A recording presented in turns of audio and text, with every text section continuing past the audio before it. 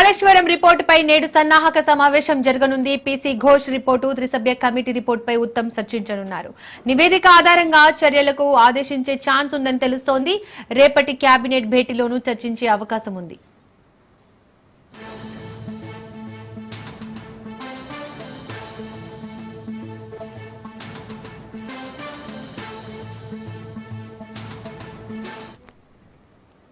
ఇక పీసీ ఘోష్ ఇచ్చిన నివేదికలో ఏముంది, ప్రభుత్వం ఎలాంటి చర్యలు తీసుకోనుందనే దానిపై ఉత్కంఠ మారింది. కాళేశ్వరం కమిషన్ మొత్తం 119 మంది స్టేట్మెంట్స్ ని రికార్డ్ చేసింది. మాజీ సీఎం కేసీఆర్, మాజీ మంత్రులు హరీష్, ఈటలను కమిషన్ విచారించనుంది.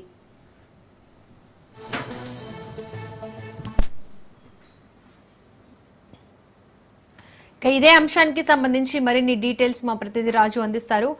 రాజు, అయితే కాళేశ్వరం కమిషన్ ఇచ్చిన రిపోర్ట్ కి సంబంధించి డీటెయిల్స్ ఏంటి?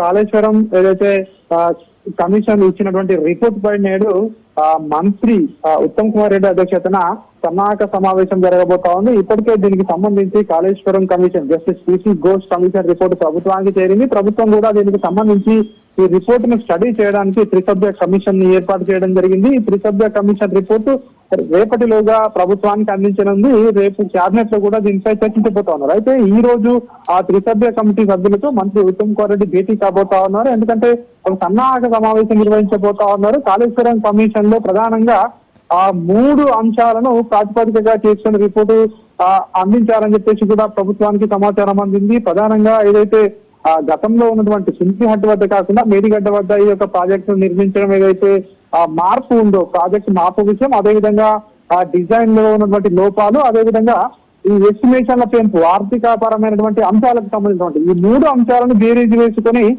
వాటిపైనే ప్రధానంగా కమిషన్ రిపోర్ట్ తయారు చేసిందని చెప్పేసి కూడా ఇప్పటికే ప్రభుత్వానికి సమాచారం అందుతా ఉంది.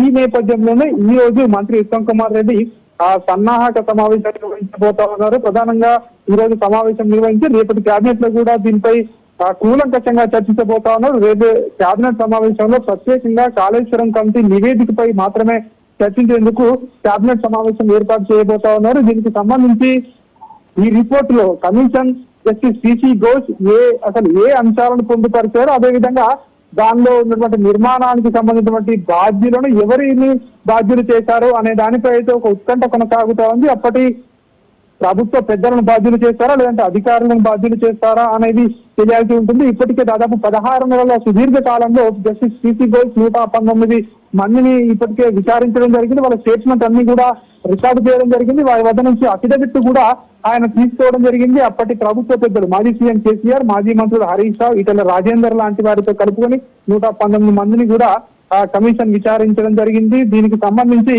అవన్నింటినీ కూడా బేరీజు వేసుకొని జస్టిస్ పీసీ ఘోష్ కమిషన్ రిపోర్టును తయారు చేయడం జరిగింది. ప్రస్తుతం ఆ రిపోర్టు ప్రభుత్వానికి అందింది. దీనికి సంబంధించి ఈ రోజు రేపటి కల్లా కూడా ఏదైతే ఈ సన్నాహక సమావేశంలో ఇచ్చే ఏదైతే త్రిసభ్య కమిటీ ఏదైతే సారాంశం ఉందో ఈ సమ్మరీని రేపు కేబినెట్ సమావేశంలో చర్చించి తదుపరి చర్యలకు ప్రభుత్వం ఉపకరించే అవకాశం మనకు కనిపిస్తా ఉంది. అయితే ఎవరిని బాధ్యులు చేస్తారో, అందులో ఉన్నటువంటి నిర్మాణ లోపాలు ఉంటే ఏ రకమైనటువంటి లోపాలు ఉన్నాయి అనేటువంటి తెలియాల్సి ఉంటుంది. అదేవిధంగా ప్రభుత్వం ఎట్లాంటి చర్యలు తీసుకోబోతా ఉంది, ఏ విధమైనటువంటి కేసులు పెట్టబోతా ఉంది, ఏ విధంగా ఎదుర్కోబోతా ఉంది, ఏ విధంగా ముందుకు వెళ్ళబోతా ఉంది అనేది మాత్రం ఇక్కడ తెలియాల్సి ఉంటుంది. రేపటి కేబినెట్ సమావేశంలో దీనికి సంబంధించి రిపోర్ట్ లో ఏ అంశాలను ఏ విధంగా చర్చించాలనే దానిపై కూడా ఈరోజు సన్నాహక సమావేశంలో చర్చించిన తర్వాత రేపటి కేబినెట్ సమావేశంలో పూర్తిగా కమిషన్ పై కేబినెట్ సమావేశంలో చర్చించి కేబినెట్ కూడా ఒక ఆమోదం ముద్ర వేసి ప్రభుత్వం చర్యలకు ఉపక్రమించే అవకాశాలు ఎక్కువగా కనిపిస్తా ఉన్నాయి. ప్రధానంగా అప్పటి ప్రభుత్వ పెద్దలపై కావచ్చు, అధికారులపై కావచ్చు క్రిమినల్ కేసులు పెట్టి ముందుకు వెళ్లాలా అని చెప్పేసి కూడా ఇప్పటికే ప్రభుత్వ వర్గాల నుంచి సమాచారం వస్తా ఉంది. ఇదే విధంగా రేపటి కేబినెట్ సమావేశం తర్వాత రాష్ట్రంలో కీలక పరిణామాలు చోటు చేసుకుంటాయని చెప్పేసి కూడా ప్రభుత్వ వర్గాల నుంచి సమాచారం అందుతా ఉంది. దీపిక, రాజు, అయితే ఈ కాళేశ్వరం కమిషన్ రిపోర్ట్ లో ఎలాంటి అంశాలను పొందుపరిచే అవకాశం ఉంది? రేపటి భేటీలో ఎలాంటి అంశాలపై చర్చించే అవకాశం ఉంది? ప్రధానంగా ఈ భేటీలో ఏదైతే కాళేశ్వరం కమిషన్ రిపోర్ట్ లో మొదటి నుంచి కూడా కాళేశ్వరం ప్రాజెక్టుకు సంబంధించి డిజైన్ల నుంచి మొదలుకుంటే ఆ డిజైన్ల తర్వాత ఏదైతే అందులో ఉన్నటువంటి టెక్నికల్ అంశాలు, ప్రాజెక్ట్ నిర్మాణంలో ఏదైతే అవలంబించినటువంటి విధానాలు, దానికి సంబంధించి క్వాలిటీ పరమైనటువంటి విషయాలు, అదేవిధంగా ఎస్టిమేషన్ల పెంపు, ఆర్థిక పరమైనటువంటి అంశాలు, దానికి ఒక్కసారి కాదు 2-3 సార్లు కూడా ఎస్టిమేషన్లు మధ్య పెంచారని చెప్పేసి కూడా ఏవైతే ఆరోపణలు ఉన్నాయో ఇవన్నిటి నేపథ్యంలో కూడా కూలంకషంగా రిపోర్ట్ తయారు చేసినట్టుగా కూడా తెలుస్తోంది. 650 పేజీలు పైచిలకు జస్టిస్ పిసి ఘోష్ యొక్క పేజీల రిపోర్టు తయారు చేసినట్టుగా కూడా తెలుస్తోంది. ఈ రిపోర్ట్ లో 3 వాల్యూమ్స్ గా ఇప్పటికే ప్రభుత్వానికి అందించడం జరిగింది. ఇవన్నిటిని కూడా అధ్యయనం చేసి ఇప్పటికే త్రిసభ్య కమిటీ ఈ రోజు సన్నాహక సమావేశంలో మంత్రి ఉత్తమ్ కుమార్ రెడ్డికి వివరించే అవకాశం కనిపిస్తా ఉంది. మంత్రి ఉత్తమ్ కుమార్ రెడ్డి కూడా ఈ యొక్క త్రిసభ్య కమిటీ నుంచి దీనికి సంబంధించి ఇందులో ఏ అంశాలను కమిషన్ పొందుపరచడం జరిగింది, ఎట్లాంటి సిఫారసులు చేసింది కమిషన్,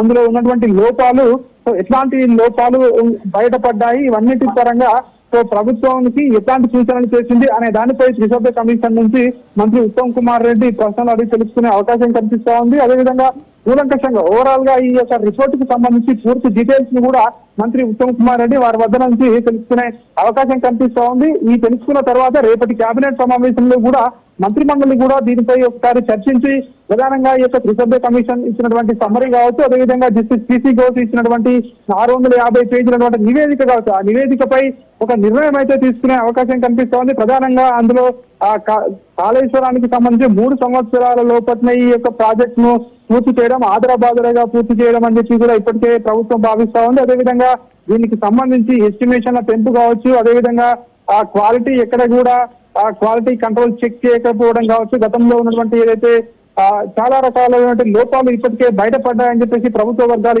ఈ గతంలోనే విమర్శలు చేశాయి. ఈ నేపథ్యంలోనే జస్టిస్ పిసి ఘోష్ కమిషన్ ఇచ్చినటువంటి నివేదికలో ఉన్నటువంటి అంశాల ఆధారంగా రేపు కేబినెట్ సమావేశంలో కీలక నిర్ణయం తీసుకోబోతా ఉన్నారు. ఈ రోజు సన్నాహక సమావేశంలో కూడా త్రిసభ్య కమిషన్ నుంచి పలు కీలకమైనటువంటి విషయాలు మంత్రి ఉత్తమ్ కుమార్ రెడ్డి రాబట్టే అవకాశం కనిపిస్తా ఉంది.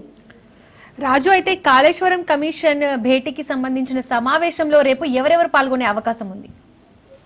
కాళేశ్వరం కమిషన్ సన్నాహక భేటీలో మంత్రి ఉత్తమ్ కుమార్ రెడ్డి అధ్యక్షతన ఈ సమావేశం కొనసాగుతా ఉంది. ఇప్పటికే ప్రభుత్వం ఈ కాళేశ్వరం కమిషన్ నివేదికను అధ్యయనం చేయడానికి త్రిసభ్య కమిషన్ ఏర్పాటు చేయడం జరిగింది. త్రిసభ్య కమిషన్ లో ఇరిగేషన్ సెక్రటరీ, అదేవిధంగా న్యాయశాఖ సెక్రటరీ, అదేవిధంగా ఈ ఇద్దరితో పాటు మరొకరు ఏదైతే ఈ ముగ్గురిని కూడా ఇందులో యాడ్ చేయడం జరిగింది. ఈ ముగ్గురు కూడా దీనికి సంబంధించి పూర్తి వివరాలను ప్రభుత్వానికి అందజేయబోతా ఉన్నారు.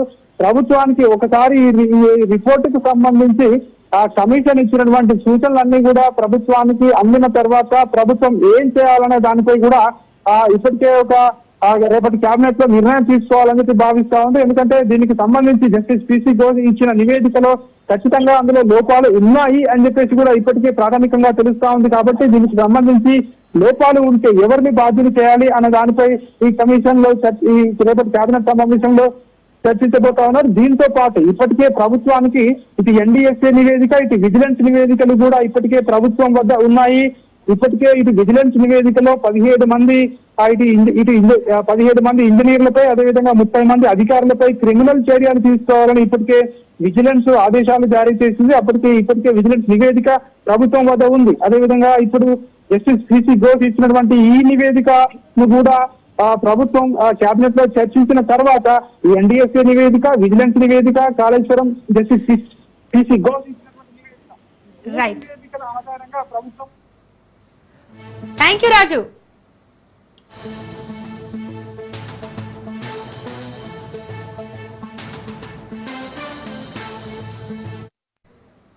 మంత్రి కొండా సురేఖపై క్రిమినల్ కేసు నమోదు చేయాలని నాంపల్లి కోర్టు ఆదేశించింది. నటి సమంత విడాకుల వ్యవహారంలో కొండా సురేఖ అనుచిత వ్యాఖ్యలు చేశారు. దీంతో మాజీ మంత్రి కేటీఆర్ వేసిన పరువు నష్టం దావా కేసులో కొండా సురేఖపై క్రిమినల్ కేసుకు కోర్టు ఆదేశాలు జారీ చేసింది.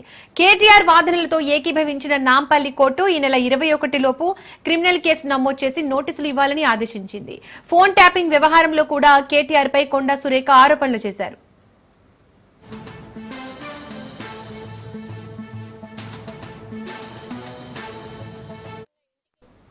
నాంపల్లి కోర్టు ఆదేశాలపై మంత్రి కొండా సురేఖ స్పందించారు. తన కేసుకు సంబంధించి కోర్టు కాగ్నిజెన్స్ తీసుకొని ముందుకు వెళ్లాలని స్పష్టం చేసిందని, ఈ దేశ న్యాయ వ్యవస్థపై అపారమైన గౌరవం ఉందన్నారు. ఈ కేసులు కొట్లాటలు కొత్త కాదు, నాకన్నా మంత్రి తన జీవితమే ఒక పోరాటం అంటూ చెప్పుకొచ్చారు.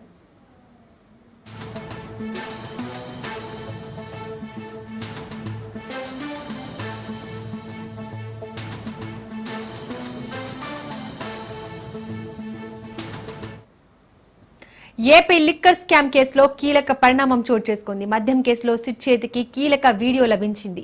నోట్ల కట్టలతో వెంకటేష్ నాయుడు వీడియో లభ్యమైంది. వీడియోలో వెంకటేష్ నాయుడు డబ్బులు లెక్కిస్తున్న దృశ్యం బట్టబయలైంది. ఇప్పటికే లిక్కర్ కేసులో వెంకటేష్ నాయుడు అరెస్ట్ అయ్యాడు. చెవిరెడ్డి సన్నిహితుడు వెంకటేష్ నాయుడుకి చెందిన నోట్ల కట్టలుగా గుర్తించారు. 35 కోట్ల నోట్లు రిసీవ్ చేసుకుంటున్నట్లు వీడియో తీసుకున్నాడు వెంకటేష్ నాయుడు. హవాలా రూపంలో అందిన డబ్బును లెక్కించాడు. ఈ నోట్ల కట్టలో రద్దయిన 2000 నోట్లతో పాటు 500 నోట్ల కట్టలు ఉన్నాయి. డిస్టిలరీస్ కంపెనీ నుండి వచ్చిన డబ్బుని వీడియో తీసి చెవిరెడ్డికి పంపినట్లు గుర్తించారు. వెంకటేష్ నాయుడుని బెంగళూరులో సిట్ అదుపులోకి తీసుకుంది.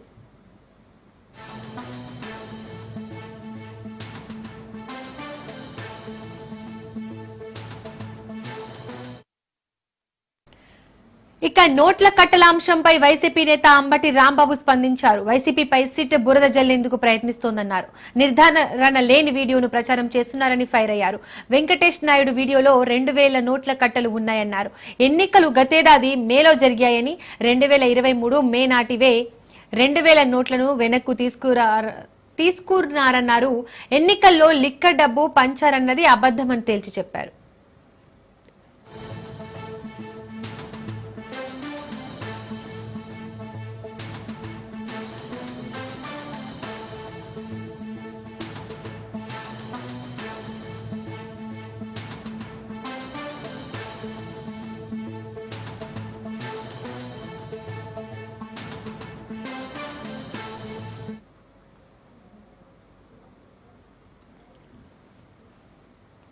ఏపీ లిక్కర్ స్కామ్ కేసులో కీలక పరిణామం చోటు చేసుకుంది. మద్యం కేసులో సిట్ చేతికి కీలక వీడియో లభ్యమైంది. నోట్ల కట్టలతో వెంకటేష్ నాయుడు వీడియో లభ్యమైంది. ఇక ఇదే అంశానికి సంబంధించి మరిన్ని డీటెయిల్స్ మా ప్రతినిధి నాయుడు అందిస్తారు. నాయుడు, ఏపీ లిక్కర్ కేసులో వేగంగా సిట్ దర్యాప్తు జరుపుతున్న ఈ తరుణంలో వాసు చెప్పండి. Thank you Deepika. AP liquor scam లో నోట్ల కట్టలు బయటపడటం ప్రస్తుతం సంచలనంగా మారింది. అయితే దీంట్లో ప్రధానంగా నిందితుడిగా ఉన్న కసిరెడ్డి, ఈయనకి ప్రధానంగా కింగ్ పిన్ గా ఉండేవాడు. ఈయన చెవిరెడ్డి భాస్కర్ రెడ్డి ద్వారా కోట్లాది రూపాయలు ఈ ఎలక్షన్స్ లో వినియోగించాడని చెప్పేసి ప్రధాన అభియోగం ఉంది. ఇదే కాకుండా కూడా ఎలక్షన్స్ ముందు, అంటే ఎప్పుడైతే ఏపీ గవర్నమెంట్ గతంలో 2019 నుంచి 2024 వరకు కూడా ఈ ఏపీ లిక్కర్ స్కామ్ జరిగింది. ఇది ఇప్పుడు ప్రస్తుతం బయటపడింది. ఈ లిక్కర్ స్కామ్ లోనే వీళ్ళు సొంతంగా లిక్కర్ ని డిస్టిలరీ ద్వారా తెప్పించి ఏదైతే ప్రభుత్వం సంబంధించిన మద్యం దుకాణాల ద్వారా వీళ్లే అమ్మించి అందులో కొంత సగభాగం మంది మాత్రం డిస్టిలరీలకు జమ చేసి మిగిలిన సగభాగాన్ని చెవిరెడ్డి, కసిరెడ్డి వీరందరూ కూడా ఒక హైదరాబాద్ లో డెన్ లాగా ఏర్పాటు చేసుకుని కూడా ఈ వ్యాపారాన్ని సాగించేవాళ్ళు. వీరందరూ విజయవాడ నుంచే కేంద్రం కాకుండా ఎక్కడైతే మొత్తం ఆంధ్రప్రదేశ్ లో ఈ బార్ షాపులు ఎక్కడైతే ఉన్నాయో వాటి ద్వారా కూడా వీటన్నిటిని కూడా హైదరాబాద్ కి తరలించేవారు. హైదరాబాద్ లోని ఒక రిషి వ్యాలీ రిసార్ట్స్ లో కూడా ఈ డబ్బులన్నీ కూడా పంపకాలు జరిగాయి. దీనికి ప్రధానంగా కింగ్ పిన్ కసిరెడ్డి అయినప్పుడు కూడా ఈ డబ్బుల వ్యవహారాలు ఎవరెవరు ఎమ్మెల్యేలకి ఎంతెంత పంపించాలి, దాని ఖర్చులేంటి, వీటన్నిటిని కూడా కసిరెడ్డి ఎక్కువగా చూసేవారు. ఈ కసిరెడ్డికి అత్యంత అన్సిడెంట్గా ఉండేవాడు. ఇప్పుడు డబ్బులు నోట్ల కట్టలో లెక్క పెడుతున్న వ్యక్తి ఈ వెంకటేష్ నాయుడు. అయితే ఇతని పైన కసిరెడ్డిని పోలీసులు అదుపులోకి తీసుకున్నప్పుడు మాత్రం కీలకమైన సమాచారం అందించాడు. డబ్బులు రావటం, డబ్బులు వచ్చిన డబ్బులు మాత్రం అంతా కూడా ఈ వెంకటేష్ నాయుడు ద్వారా కూడా ఏదైతే ఇప్పుడున్న చెవిరెడ్డి భాస్కర్ రెడ్డి పంపిణీ చేశారని చెప్పారు. ఈ నేపథ్యంలోనే ఇతని వెంకటేష్ నాయుడికి ఒక నెట్వర్క్ ఏర్పాటు చేసుకుని వెంకటేష్ నాయుడు తీసుకొచ్చి స్వయంగానే చెవిరెడ్డి భాస్కర్ రెడ్డి జగన్ గారికి పరిచయం చేయడం, దీని ద్వారానే కూడా ఈ సర్క్యులేషన్ అంతా కూడా జరిగే పరిస్థితి కూడా మనకి స్పష్టంగా కనిపిస్తోంది. ఏదైతే పోలీసులు ప్రధానంగా కీలక సూత్రధారి చెవిరెడ్డి భాస్కర్ రెడ్డిని అరెస్ట్ చేసి చెవిరెడ్డి భాస్కర్ రెడ్డికి ముందు కసిరెడ్డిని అరెస్ట్ చేయడం, అందులో కూడా సిట్టు ప్రధానంగా ఏదైతే ఈ చట్టంలో రూపొందించబడిన సర్కమ్స్టెన్షియల్ ఎవిడెన్స్ కానివ్వండి, ఎవిడెన్స్ యాక్ట్ కానివ్వండి, ఏది కూడా తూచా తప్పకుండా ఆ ప్రోటోకాల్ ప్రకారమే ఇదంతా చేసుకుంటూ వచ్చారు. ఇందులో భాగంగానే కసిరెడ్డిని అరెస్ట్ చేసిన అనంతరం వెంకటేష్ నాయుడిని అరెస్ట్ చేయడం కూడా జరిగింది. వెంకటేష్ నాయుడిని జూన్ 18వ తేదీన బెంగళూరు ఎయిర్పోర్ట్ లో అరెస్ట్ చేశారు. ఇతను ఇచ్చిన వాంగ్మూలం ఆధారంగా కూడా అదనంతరం కూడా ఇతను కూడా అరెస్ట్ చేయడం కూడా, దీంట్లో కీలక నిందితులైన మిగిలిన వాళ్ళందరినీ కూడా చెవిరెడ్డి భాస్కర్ రెడ్డి వీళ్ళందరినీ కూడా అరెస్ట్ చేయడం కూడా జరిగింది. వీళ్ళందరినీ అరెస్ట్ చేసినప్పుడు వీళ్ళందరూ ఒక కన్ఫైన్ స్టేట్మెంట్ ఇచ్చారు. దీంట్లో ఎవరు కీలకంగా ఉన్నారు, ఎవరెవరు కీలకంగా ఉన్నారు, జగన్ కిన్నో ఈ ప్రభుత్వానికి ఎమ్మెల్యేలకి వీళ్ళందరికీ ఎవరు సహకరించారంటే మిథున్ రెడ్డి పేరు కూడా చెప్పడం కూడా జరిగింది. అనంతరం మిథున్ రెడ్డిని కూడా అరెస్ట్ చేయడం కూడా జరిగింది. మొత్తం దీంట్లో కొద్ది రోజుల క్రితం కూడా 11 మంది నిందితులు కోర్టులో హాజరుపరచగా చెవిరెడ్డి భాస్కర్ రెడ్డి మాత్రం తనకు ఎటువంటి సంబంధం లేదని చెప్పేసి తను బెయిల్ పిటిషన్ దాఖలు చేశారు. కానీ జడ్జి గారు బెయిల్ ఇచ్చే పరిస్థితి లేదు. అప్పుడు కూడా కోర్టులో వాదించారంటే ఇదంతా అభూత కల్పనలో ఒక సిట్టు ప్రభుత్వం కింద పనిచేస్తుంది, సిట్టు పనిచేస్తున్న ప్రభుత్వం చెప్పినట్టుగా సిట్టు పనిచేస్తుంది, ఎటువంటి సాక్ష్యాలు లేవు, ఎటువంటి ఆధారాలు లేవు, అక్రమంగా మమ్మల్ని అరెస్ట్ చేశారు, మాకు బెయిల్ ఇవ్వమని చెప్పేసి కూడా చెవిరెడ్డి భాస్కర్ రెడ్డి తరపున న్యాయవాది కోర్టులో కూడా బాగా వాదనలు వినిపించడం జరిగింది. అయినప్పటికీ కూడా అంటే పోలీసులు కొంత సమయం కోరారు. అంటే ఏదైతే మనకి సర్కమ్స్టెన్షియల్ ఎవిడెన్స్ ప్రకారం వీటన్నిటి కూడా మాకు ఫోరెన్సిక్స్ కి పంపించాల్సిన అవసరం ఉంది. ఫోరెన్సిక్స్ కి పోలీసు మాన్యువల్ ప్రకారం పంపించడం కూడా జరిగింది. ఈ రిపోర్ట్ వచ్చిన అనంతరం కూడా మాకు సమయం కావాలని చెప్పేసి పోలీసు వైపు నుంచి ప్రభుత్వ న్యాయవాది కోర్టులో కూడా దీనికి ప్రధానంగా ఒక అఫిడవిట్ దాఖలు చేయడం జరిగింది. ఈ నేపథ్యంలోనే కోర్టు ఆ పూర్తిగా ఈ డబ్బులు ఎక్కడి నుంచి వచ్చినాయి ఏంటి అనేది కూడా పూర్తిగా సమీక్షి ఈ నేపథ్యంలోనే వెంకటేష్ నాయుడు వద్ద నుంచి కూడా కోట్లాది రూపాయలు తీసుకున్నట్టు వెంకటేష్ నాయుడు అరెస్ట్ చేసిన సమయంలోనే వెంకటేష్ నాయుడు ఫోన్ లో ఉన్న సమాచారాన్ని పూర్తిగా డిలీట్ చేశారు. ఈ సమాచారాన్ని పూర్తిగా డిలీట్ చేసిన అనంతరం మధ్యవర్తుల సమక్షంలో ఆ ఫోన్ ని పోలీసులు చేసి దీన్ని ఫోరెన్సిక్స్ పంపించడం కూడా జరిగింది. అయితే ఫోరెన్సిక్స్ లో ఉన్న ప్రస్తుతం మనకున్న అత్యధికమైన ఆధారం డేటా ఆధారం ఈ గూగుల్లో ప్రతిదీ కూడా నిక్షిప్తమై ఉంటుంది కనుక గూగుల్ తో ఇంతవరకు కూడా సాక్ష్యాలు సేకరించారు. అంటే ఒక కేసు దర్యాప్తులు ఉన్నప్పుడు ఖచ్చితంగా ఎవరైనా సాక్ష్యాధారాలు ఇవ్వాల్సిన అవసరం ఉంది. అటువంటి సాక్ష్యాధారాలు ఇవ్వకపోతే కనుక వారు కూడా పనిష్మెంట్ గురవుతారు. అందు నేపథ్యంలోనే దీని ద్వారా కూడా ఒక ఫోరెన్సిక్స్ ఇచ్చిన నివేదిక ద్వారా కూడా ఫోరెన్సిక్స్ ఆ ఫోన్ నుంచి కూడా పూర్తిగా ఏదైతే డేటా డిలీట్ చేశాడో ఆ డేటా పూర్తి రికవర్ చేయడం కూడా జరిగింది. అందులో స్పష్టంగా వెంకటేష్ నాయుడు నోట్లు లెక్కిస్తున్నట్టుగా కూడా చెప్తున్నారు. దీనిపైన ప్రధానంగా వైసీపీ కూడా ఆరోపణలు చేస్తుంది, అంబటి రాంబాబు కూడా ఆరోపణలు చేస్తారు. 2025లో 2,000 రూపాయల నోట్లు రద్దయిపోయాయి, మేము పంపిణీ చేయలేదంటారు. కానీ అప్పటికి ఈ మద్యం స్కామ్ ప్రారంభమైనప్పుడు మాత్రం 5,000 నోట్లు అయితే ఉన్నాయి. కానీ మనం చూస్తే కనుక విజువల్లో 2,000 నోట్లు మాత్రం తక్కువగా ఉన్నాయి. ఈ స్కామ్ జరిగింది 2023లో నేను చెప్పేసి అంటున్నారు. 2023లోని డబ్బు పంపిణీ జరిగింది. అప్పటి వీడియోల్లోనే ప్రధానంగా ఎవరైతే ఈ నిందితులందరూ ఉన్నారో అంటే 2 సంవత్సరాల ముందు నుంచే ఈ డబ్బులన్నీ కూడా ఒకసారి చేర్పించడం ప్రధానంగా అంటే అక్కడ తెలంగాణ అయితే ఎవరికి అనుమానాలు అని చెప్పేసి కూడా అక్కడికి తరలించి ఆ డబ్బుని ఏపీ వ్యాప్తంగా అందరికీ డిస్ట్రిబ్యూట్ చేయడం కూడా జరిగింది. అనంతరం 2023 అనంతరం కూడా ఈ డబ్బులన్నీ కూడా ఒక క్రమబద్ధంగా డిస్ట్రిబ్యూట్ చేస్తున్నప్పుడు అప్పుడే వైసీపీ పార్టీ ఒక మీటింగ్ పెట్టుకుంది.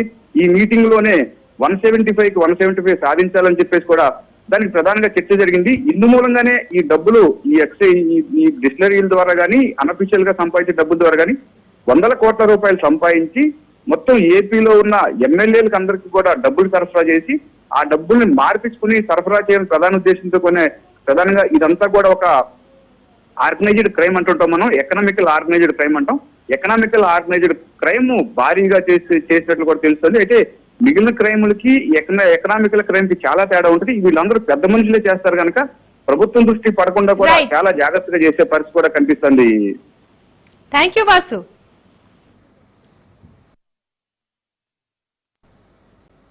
మానవునికి ఆరోగ్యం బాగా లేకపోతే వైద్యుని వద్దకు వెళ్లి మందులు వాడితేనే వచ్చిన వ్యాధి తగ్గుతుంది. మనం నిత్యం బయటకు అడుగు పెట్టాలంటే మానవునికి బైక్ అవసరం తప్పనిసరి పడుతుంది.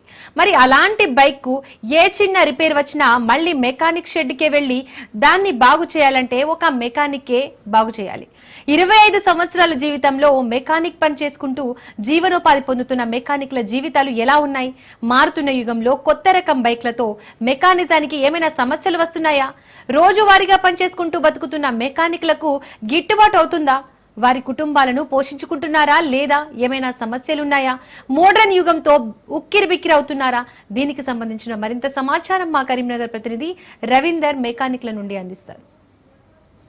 నిత్యావసర వస్తువుల్లో భాగంగా మనము తినడము లేదంటే బయటకు వెళ్ళడము లేదంటే ఇట్లా తిరగడానికి వెళ్ళాలంటే కంపల్సరీ బైక్ అవసరం ఉంటుంది. కానీ ఆ బైక్ మెకానిక్లకు ఇప్పుడు కష్టాల కాలం మొదలైందని కోణంలో కూడా మెకానికులు చాలా వరకు ఉదయం వేళలో వస్తారు. వాళ్ళ ఆ మెకానిక్ షాపుల్లోకి వచ్చి మెకానిక్ పని చేసుకుంటూ వాళ్ళు జీవనోపాధి పొందుతారు. మరి వాళ్ళ కష్టాలు ఏ విధంగా ఉన్నాయి? వాళ్ళు రోజువారీగా పనితీరు ఏ విధంగా చేస్తున్నారు? వాళ్ళ కష్టాలు ఏమైనా తీరుతున్నాయా? ఉదయం నుంచి వచ్చి సాయంత్రం వరకు కూడా వాళ్ళ కష్టాలు చేస్తూ ఇంటికి వెళ్తే వాళ్ళకి ఎంతవరకు గిట్టుబాటు అవుతుంది? వాళ్ళకు ఏమైనా సమస్యలు అడిగి తెలుసుకునే ప్రయత్నం చేద్దాం. చెప్పండి, ఒకవైపు మెకానిక్ అనేటి వాళ్ళు లేకపోతే బండి కంపల్సరీ, అంటే మనం బయటకు వెళ్ళాలంటే కంపల్సరీ బండి కావాలి.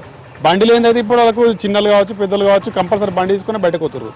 అట్లాంటి బండ్లనే మీరు మంచి చేసేటోళ్ళు మీ కష్టాలు ఏమైనా ఉన్నాయా? మీకు పనితీరు ఏ విధంగా ఉంటుంది? అసలు ఏమైనా గిట్టుబాటు అవుతుందా?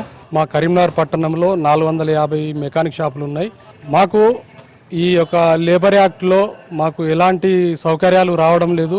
గవర్నమెంటు మా యొక్క సమస్యలను పరిష్కరించి లేబర్ యాక్ట్లో మాకు మన భవన కార్మికులకు ఏ విధమైనటువంటి సమస్యలు వాళ్ళు తీరుస్తారో ఆ యొక్క స్కీమ్లన్నీ కూడా ఆ యొక్క వెల్ఫేర్ అన్నీ కూడా మాకు అందించే విధంగా మన రాష్ట్ర ప్రభుత్వం మాకు అందించే విధంగా చూడాలని చెప్పి మా కరీంనగర్ పట్టణ మెకానికల్ అందరి తరఫున తెలంగాణ రాష్ట్ర ప్రభుత్వానికి విజ్ఞప్తి చేస్తున్నాం.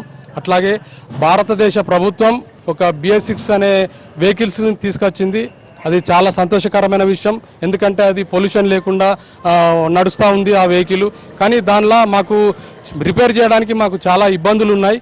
కాబట్టి ఆ యొక్క భారత ప్రభుత్వం చేసిన ఆ యొక్క కార్యక్రమానికి మన రాష్ట్ర ప్రభుత్వం కూడా మాకు సహకరించి ఈ యొక్క BS6 ట్రైనింగ్లు ప్రతి జిల్లా హెడ్ క్వార్టర్లో ఏర్పాటు చేసి మాకు దశల వారీగా ట్రైనింగ్లు ఇప్పించి వాటి స్పెషల్ టూల్స్ కూడా మాకు ఇప్పించే విధంగా రాష్ట్ర ప్రభుత్వం మాకు సహకారం చేయాలని చెప్పి మేము మా అందరి తరఫున రాష్ట్ర ప్రభుత్వానికి మేము విజ్ఞప్తి చేస్తూ ఉన్నాం. ఎట్లా ఉన్నాయి సమస్యలు, ఏ విధంగా ఉన్నాయి? ఒక మనం కడుపులో మనం తిన్న తిండిని కూడా జీర్ణం చేయడానికి ఒక మిషన్ ఉంటుంది. అట్లాంటి మిషనరీలో మీరు చేస్తారు కదా, మీ జీవితాలు ఏ విధంగా ఉన్నాయి, ఎట్లా ఉన్నాయి మీ కష్టాలు?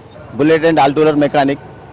నేను వచ్చేసి మేము చదువుకునే సమయంలో కూడా చాలా ఇబ్బందికరంగా చదువుకున్నాం. తర్వాత ఈ ఆర్థిక సమస్యల వలన ఏదో ఒక వృత్తి ఎంచుకోవాలని చెప్పి ఈ మెకానిక్ వృత్తిని ఎంచుకోవడం జరిగింది. అదేవిధంగా స్వయం ఉపాధిగా మేము పని నేర్చుకొని స్వయం ఉపాధిగా గ్యారేజ్ పెట్టుకొని ఇప్పుడు ప్రస్తుతానికి మాకంటూ మేము చిన్నగా బ్రతుకుతున్నాం. చాలని బ్రతుకులు అవుతున్నాయి మాయి. షట్టర్ కిరాయి వెళ్ళక అటు ఇల్లు కిరాయి కట్టలేక చాలా ఇబ్బందులకు గురవుతున్నాం.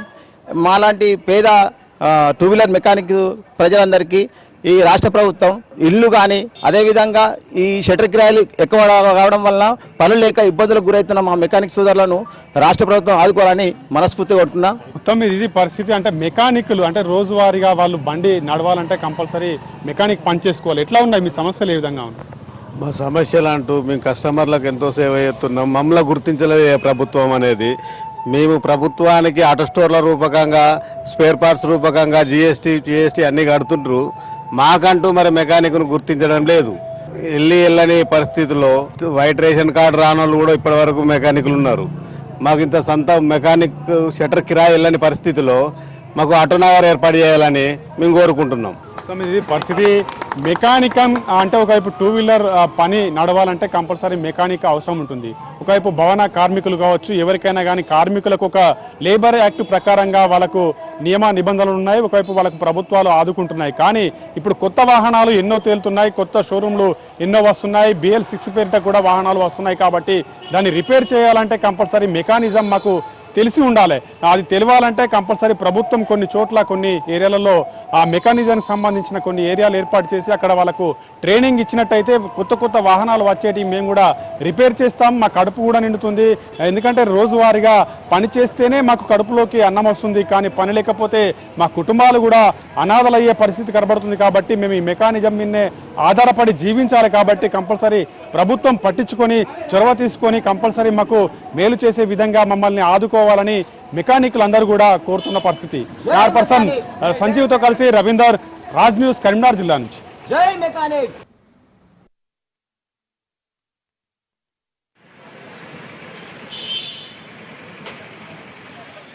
ఏ